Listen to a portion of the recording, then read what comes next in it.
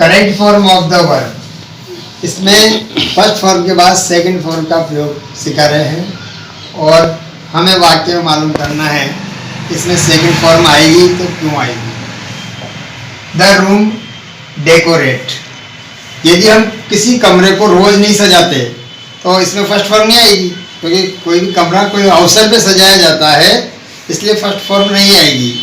तो अब कौन सी बची हमारे पास? Second form.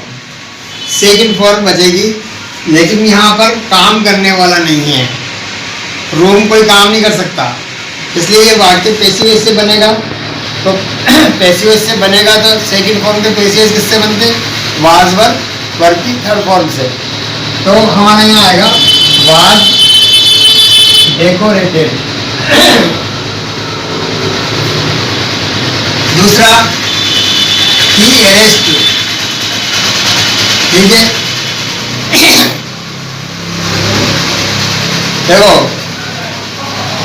अगर अरेस्ट के बाद कोई ऑब्जेक्ट आता तो इसका मतलब है कोई पुलिस वाले ने किसी को गिरफ्तार किया है। क्या था?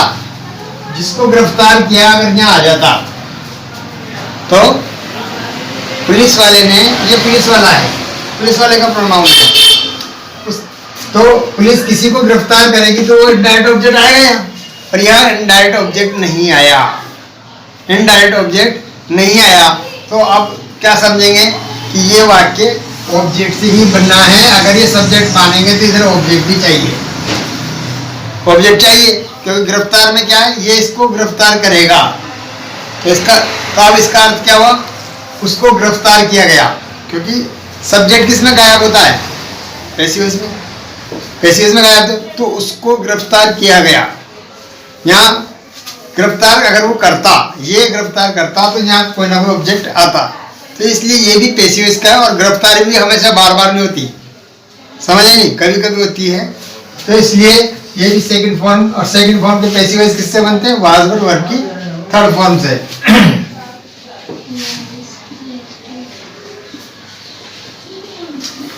देखो जो नेक्स्ट सेंटेंस आ रहा है वो टाइमिंग वर्ड का आ रहा है, यस्टरडे। तो यस्टरडे हो, एगो हो, बिफोर हो, इन लगकर कोई हमारा सन हो, ये सब टाइमिंग वर्ड है। और इनमें भी सेकंड फॉर्म आती है, मतलब पास्ट इंडेफिनिट की नॉलेज होती है। और यहाँ पर सेकंड फॉर्म मीट की बनेगी मेट। यहाँ यस्टरडे फिर आ गया, यहाँ यस्टरडे फिर आ गया, लेकिन हमने देखा है कि ही और आई से सेकंड फॉर्म में कोई ऐसी इसका नियम नहीं है, केवल ये प्रेजेंट डेफिनिट में या फर्स्ट फॉर्म में ही रूल लागू होता है।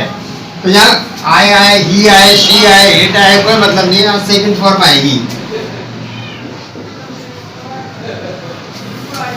अब यहाँ पर भी इंडिया फ्री इन 1947, भारत 1947 में आजाद हुआ था। लेकिन किसने किया ये इसमें नहीं है, ये पैसिव वॉइस है।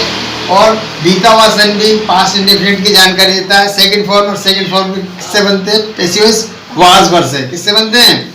Was verb. तो वाज फ्रीड थर्ड फॉर्म। अब नेगेटिव सेंटेंस, तो ये टाइमिंग वर्ड है, पास्ट इंडेफिनिट, सेकंड फॉर्म। और सेकंड फॉर्म का जो नेगेटिव बनता है वो किससे बनता है? डिड नॉट से। डिड नॉट वर्ब की फर्स्ट फॉर्म से। किससे बनता है? तो शी के साथ क्या जाएगा? डिड नॉट, कुछ भी सब्जेक्ट हो डिड नॉट से बनेगा इसमें ईट। यहाँ लास्ट डे, लास्ट डे भी किसकी जानकारी देता है? ये लास्ट डे टाइमिंग वर्ड है, और ये भी हमें पास्ट इंडेफिनिट मतलब सेकंड फॉर्म की जानकारी देता है। और सेकंड फॉर्म डू की क्या होती है? डिड। क्या होती है?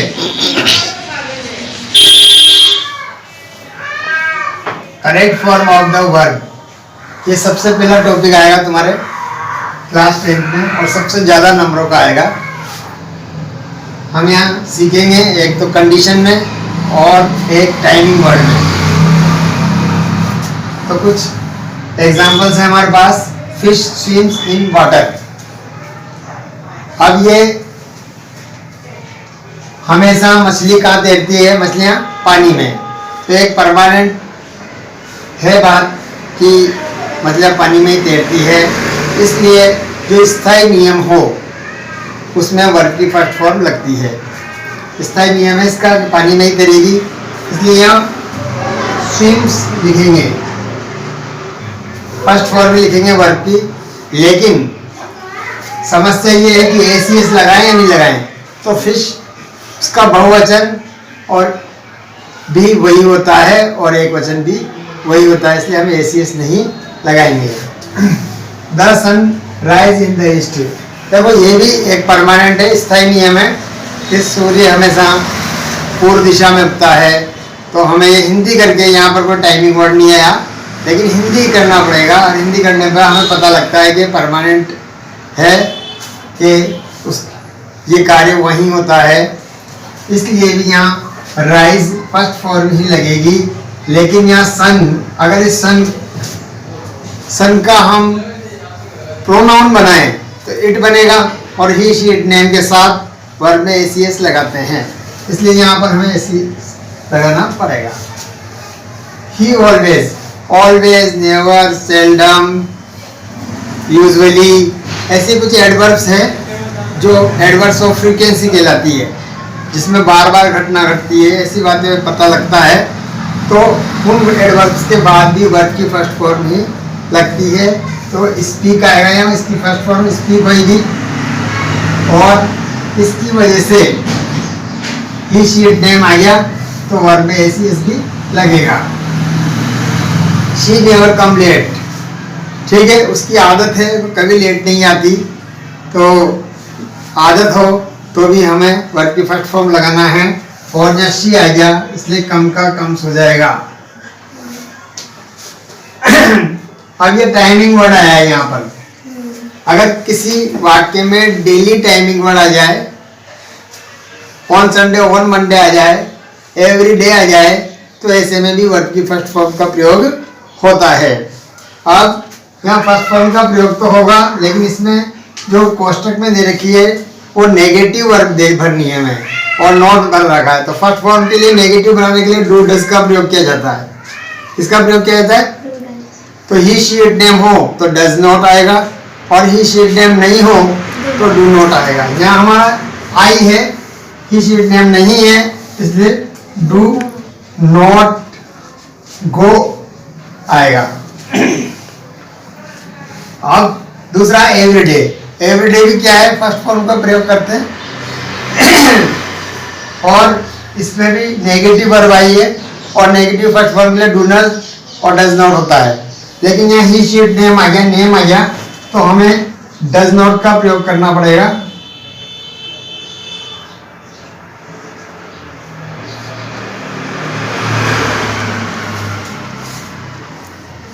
ही go to church on Sunday, ये एक उनका नियम है, उनकी आदत के दो, नियम के दो। अगर कोई नियम परमानेंट होता है, हम आंखों से देखते हैं, ये भी परमानेंट नियम है, तो वो भी की फर्स्ट फॉर्म प्रकट करता है, और इसकी फर्स्ट फॉर्म गो है, लेकिन ही की वजह से क्या हो जाएगा, goes. Independence day celebrates on 15 अगस्त, जो स्वतंत्रता दिवस है 15 अगस्त को मनाया जाता है। ये एक ऐसा सेंटेंस है जो मनाने वाले का इसमें पता नहीं है, लेकिन को मनाया जाता है। समझ आ गया?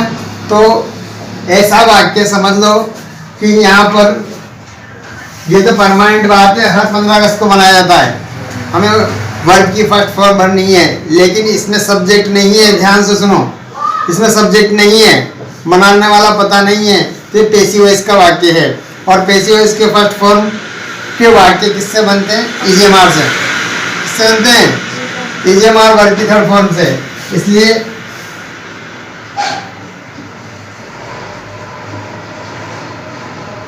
समझ आया?